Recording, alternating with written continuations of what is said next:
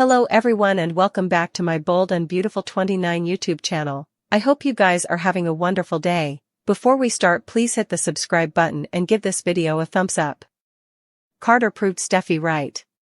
He relinquished control of the company by ripping the LLC papers in half, allowing the Forresters to reclaim their company. The sight of Eric and Ridge standing in the legendary administrative office at Forrester Creations was grand. Carter realized he'd gone too far but could retain his high position within the company. That outgrowth was in mistrustfulness in recent months as he and Hope steered the company with Brooke.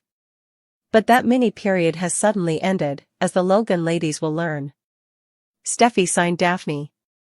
Her appearance in Los Angeles, California, was a decisive factor in impacting Carter's outlook. Carter felt a connection with Daphne that went beyond the charming spices she created and wore with intention. Carter's turn of FC back to the Forresters alienates Hope. It'll beget pressure, which could be the motivating factor that causes him to turn to Daphne. Laurels to the casting department for hiring Hilaire. Her on-screen presence, which includes a stunning visual appeal, is also backed by a smoky raised French accentuation. Daphne is a compelling persona who hopefully remains part of the cast past the now-ended commercial power struggle. Brooke and Hope were commiserating in the cabin, a setting that hadn't been that frequently. Observers recall the day Hope stood in the home she participated with Liam for times and encouraged Carter's defense of deceiving Ridge and Steffy to take control of the fashion mammoth. Lang's character was insulated because she wasn't part of Ridge's day-to-day life. That shouldn't surprise her at this point in the plot, but it does because she only has her fortune proposition to carry her forward. But Ridge is with Taylor. Brooke knows that the longer he's with his other family, the less likely she'll recouple with him. Hope studies she'd set up a new soulmate in Carter. His drive to keep hope for the future round and Eric's countersign of the line allow the day door to remain open as long as its figures stay up. Carter is fond of Hope, but they don't have a deep connection. Still, they can survive the commercial status quo return if their commitment wasn't grounded on the rush of the hostile preemption. Everyone has been telling Carter that Hope was using him and will turn on him when the Forresters are back in charge. That time has come, and Hope's internal fiber is on trial. Plus, there's the lovely Daphne to contend with in this interpretation of LA. Carter is ready to play nice in the FC sandbox, but Hisco conspirator Hope isn't. Ridge and Eric brazened Carter and asked him to give up control of the company, and Carter tore up the LLC papers. The stylish part is that Carter handed over Eric's fabulous stapler. Also he shook Ridge's hand, but everything may just have been an emblematic transfer of power. Has Carter actually transferred power, or is this a commemorative gesture? After all, we flash back Carter filing the inked LLC agreement, which is why Justin had to enter the picture. Also, when Brooke took on the CEO part, she did so with the thing of satisfying Carter to refile the LLC paperwork. Hope is shocked to hear that Carter agreed to give Forrester Creations back to its due possessors. She doesn't want this to be, because she could be fired or go back to being treated like a drudge. Carter updates her at the cabin and there's a lot of wrathfulness going around. Will Hope view this as her last chance to change Carter's mind and play on their status as a power couple?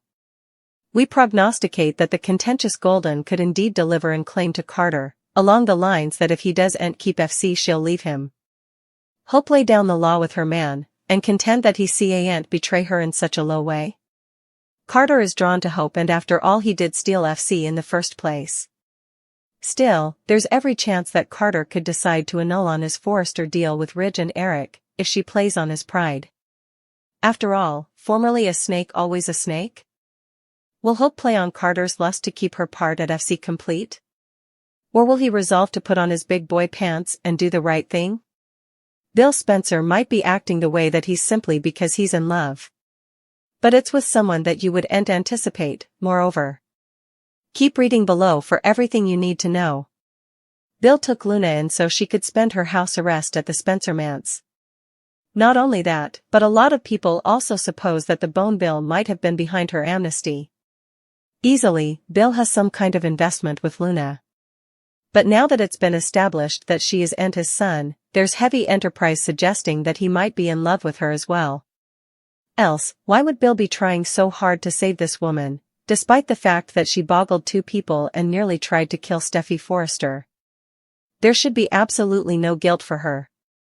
Now, whether or not Bill Spencer does enunciate his love for Luna remains to be seen, but this isn't the first time that he's tried to have a lawless affair with someone important youngish than him.